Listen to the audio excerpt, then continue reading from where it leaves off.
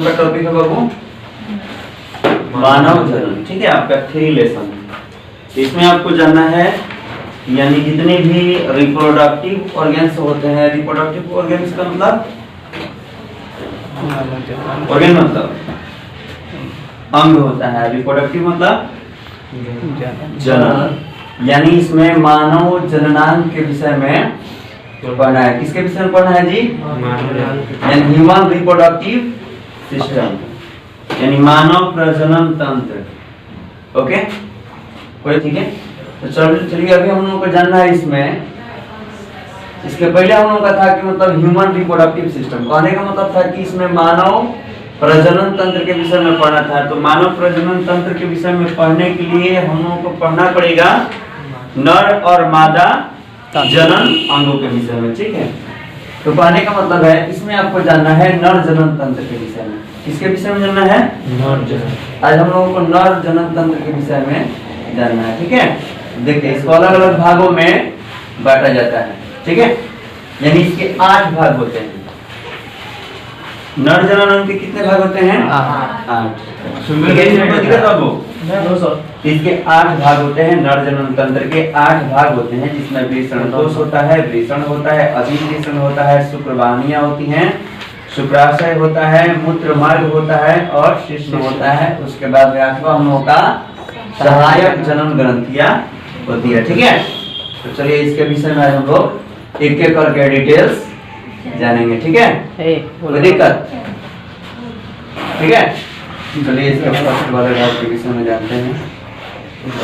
अभी हम लोग को जानना है वृषण के बारे में। किसके विषय में जानना है जी? वृषण के बारे में। यानी ये वाला जो भाग दिख रहा है ये क्या है? वृषण कोश है। ठीक है, इसमें देखिए वृषण कोश। वृषण कोश के अंदर क्या होता है? कह रहे हैं कि वृषण कोश के अंदर दोनों वृषण बंद रहते हैं। एक यानी थैलीनुमा संरचना होती है जिसमें वृषण बंद रहते हैं। ठीक है, कोई दिक्कत? समझा रहा है ना? अब यहाँ हम लोग का टॉपिक आ रहा है कि वृषण कोश के अंदर दोनों वृषण यानी 2 वृषण होते हैं जो बंद रहते हैं। वृषण कोश के भीतर बीचों बीच में एक पेशीय अंडकोश विभाजक पट होता है, यानी बीच में वो लाइनिंग होता है, पर्दा। क्या होता है? पर्दा होता है, जो कोश को 2 भाग में बांटता है। दोनों में एक एक वृषण होता है। वृषण कोश ताप नियामक का कार्य करता है, यानी हम लोग का बॉडी का जितना टेम्परेचर होता है उससे 2 डिग्री सेल्सियस यानी 2 से 3 डिग्री सेल्सियस टेम्परेचर कम रखता है वृषण। ठीक है, जिससे जो शुक्राणु होते हैं, स्पर्म होते हैं, वो जीवित रहते हैं। 1 मंथ तक जीवित करके उसको रखना होता है। ठीक है, नहीं तो डेड कर जाएगा। ठीक है, और 1 मंथ बाद अपने से डेड कर देते हैं। ठीक है, कोई दिक्कत नहीं सर? इसमें कोई प्रॉब्लम नहीं। विषय में हम लोग पढ़ लिए हैं। ये किसका कार्य करता है जी? ताप नियामक का। अब इसकी देखिए कह रहा है कि 4 से 5 सेंटीमीटर ये लंबा होता है। कितना होता है जी? 4 से 5 सेंटीमीटर। और मोटाई लगभग 2.5 यानी 2.5 सेंटीमीटर होती है। ठीक है, इसका रंग गुलाबी होता है और अंडाकार होता है। अब यहाँ देखिए इसमें बंद कैसे होते हैं? कि दोनों वृषण मोटे 2 स्तरीय वृषण खोल में बंद रहते हैं, यानी एक थैलीनुमा संरचना में बंद रहते हैं। ठीक है, कोई प्रॉब्लम? कोई प्रॉब्लम होना नहीं चाहिए आप लोगों को। ठीक है, इसको अंग्रेजी में टेस्टिस कहा जाता है। क्या कहा जाता है? टेस्टिस कहा जाता है। क्या होता है? अधिवृषण। क्या है जी? अधिवृषण। अब यहाँ जान लीजिए अधिवृषण होता है क्या। ठीक है, अधिवृषण ये वाला भाग होता है। ये स्प्रिंग जैसी संरचना होती है, यानी वृषण के ऊपर एक स्प्रिंग जैसी संरचना होती है जिसको अधिवृषण कहा जाता है। समझ में आ रहा है ना? ये जो भाग होता है इधर वाला ये वाला और इधर वाला ये वाला, ये क्या करता है बाबू? अब देखिए इनकी लंबाई कितनी होती है इसके भी समझाने। यानी 6 मीटर होता है। इसकी लंबाई कितनी होती है? 6 मीटर होता है। लेकिन ये 2 से 3 मीटर में ही पूरे छोटे छोटे वलयाकार स्प्रिंग जैसी संरचना में बंद रहता है। ठीक है, कोनो प्रॉब्लम? कह रहा है कि इसका कार्य वृषण से शुक्राणुओं को शुक्रवाहिनियों में पहुंचाने का मार्ग देना है। क्या करता है जी? यानी ये एक पाइप है जो यानी स्पर्म बनने के पश्चात उसे बाहर निकालने का काम करता है। ठीक है,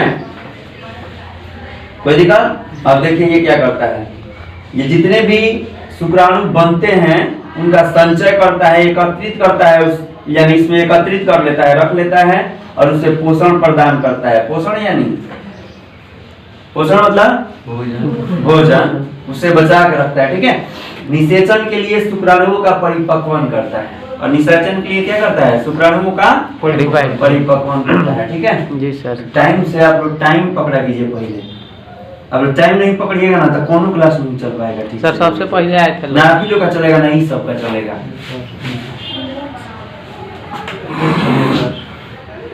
ठीक है ना, कोई दिक्कत होगी नहीं? समझ लिए हैं? अधिप्रेशन का यानी एपी डाइडाइमिस का काम क्या होता है?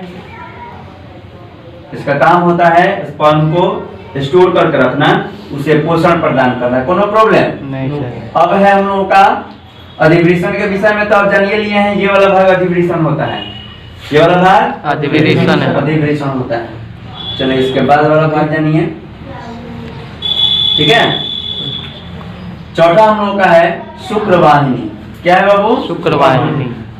ये वाला भाग होता है, कौन सा होता है?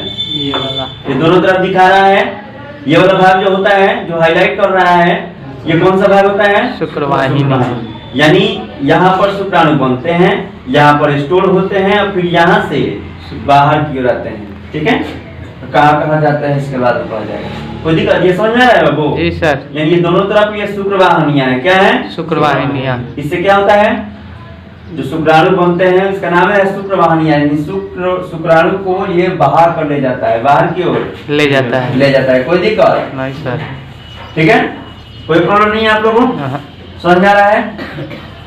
ठीक है, इसके बाद में चलिए अब है आप लोग का शुक्राशय होता है। ठीक है, यानी यहाँ से स्पर्म बने, ओके, यहाँ स्पर्म बने हैं, इसमें स्टोर हुए, उनका पोषण हुआ और फिर इस वाले भाग से निकलकर कहाँ गए?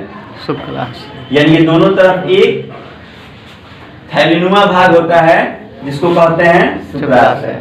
शुक्राशय मतलब जैसे जलाशय, जलाशय का मतलब होता है जिसमें जल रहता है, जलाशय का मतलब होता है जिसमें जल रहता है बाबू। ये वाला भाग जो है क्या है? स्टोर। क्या चीज है? शुक्राशय। शुक्राशय, जिसमें शुक्राणुओं का रखने के लिए कोई जगह हो, गड्ढा। जलाशय यानी जल को रखने का स्वयं माने गड्ढा, तो जलाशय। ठीक है, उसी प्रकार से है यहाँ पर शुक्राशय। आपका सेमिनल वेसिकल्स, यानी शुक्राशय इसको कहा जाता है। ये वाला भाग होता है। समझ में आ रहा है ना? नहीं समझ में आएगा कोनो दिक्कत नहीं है, वीडियो सब आराम से घर पर भी देख सकते हैं, कोनो प्रॉब्लम नहीं है। समझिए पढ़िए। ठीक है, इतना पैसा आप लोगों को समझाने के लिए ही लगाया गया है, मजाक करने के लिए नहीं। क्या बोलो, गलती बोल रहे हैं? इतना पैसा लगाया है तो समझाने के लिए ही लगाया है, तो इसमें कोई दिक्कत नहीं है बाबू। ठीक है, अब इसके बाद में ये पांचवा हम लोगों का टॉपिक है, ये है मूत्र मार्ग होता है। ठीक है, अब देखिए ये कौन सा भाग होता है इसको, यानी ये जो भाग होता है यहाँ से जुड़ा हुआ, ये डायरेक्ट किडनी से जुड़ा हुआ होता है। किससे जुड़ा होता है? किडनी से जुड़ा होता है। किडनी मतलब ब्रिक। ठीक है, ब्रिक से जुड़ा हुआ होता है। कोई दिक्कत नहीं सर। जैसे कि यहाँ से ये वाला भाग जो होगा वो क्या होगा? मूत्र मार्ग होगा, इसको यूरेथ्रा कहा जाता है। ठीक है, ये किससे जुड़ा होता है? मूत्राशय से। ओके, कोई दिक्कत नहीं सर। जहाँ से वेस्ट मटेरियल बाहर निकलते हैं। इसके बाद में आपका होता है सिस्म, जिसको पेनिस कहा जाता है। ठीक है, इसमें रिक्त स्थान होते हैं। मैथुन के समय यहाँ पर ब्लड भरता है। क्या होता है जी? ब्लड भरता है, और ब्लड भरने के पश्चात ये हार्ड होता है। कोई दिक्कत नहीं सर, जिसको रूट ऑफ पेन कहा जाता है। ठीक है, कोई दिक्कत नहीं सर। अब इसके बाद में जानिए सहायक जनन ग्रंथियां हैं। क्या है जी? सहायक जनन। सहायक जनन ग्रंथियां, इसको कहते हैं प्रोस्टेट ग्रंथि या काउपस ग्रंथि कहा जाता है। ठीक है, यानी ये इतने सभी जो पार्ट्स आप देख रहे हैं यहाँ पर जितना लिखा हुआ है, ये सभी इसकी सहायक जनन ग्रंथियां होती है। कोई दिक्कत आप लोग को समझ आ रहा है ना? कोई प्रॉब्लम नहीं है? प्रोस्टेट ग्रंथि ऊपर दिखा रहा है, ये प्रोस्टेट ग्रंथि है और उसके नीचे अब देखिए इसमें क्या करता है। प्रोस्टेट ग्रंथि से एक द्रव स्रावित होता है जो वीर्य का 25 से 30% भाग को बनाता है, जिसमें देखिए क्या क्या होता है, पेप्सिनोजेन होता है, लाइसोजाइम होता है, एमाइलेज होता है। ठीक है, कोई दिक्कत नहीं सर। पर है कि इसमें ये सभी एंजाइम पाए जाते हैं। यह पदार्थ शुक्राणुओं को सक्रिय बनाते हैं। क्या करते हैं? सक्रिय बनाते हैं। काउपर्स ग्रंथि क्षारीय द्रव स्रावित करती है। क्या करता है जी? क्षार, जो मैथुन के समय मूत्र मार्ग को चिकना बनाता है, जिससे सहायक ग्रंथियों के स्राव और शुक्राणुओं के यानी उनको बाहर जाने के लिए रास्ता देता है। कोई दिक्कत नहीं है ना? समझ में आ गया? जी सर। अब इसके बाद में नेक्स्ट वाले वीडियो में मादा जनन के विषय में पढ़ा जाएगा। ठीक है, कोई दिक्कत नहीं ना है? नहीं सर। किसी को लाइक सब्सक्राइब कर हाँ, दीजिए। देखिए। बोलिए क्या बना है, क्या हुआ है देख लीजिए। क्या किसी को कोई दिक्कत?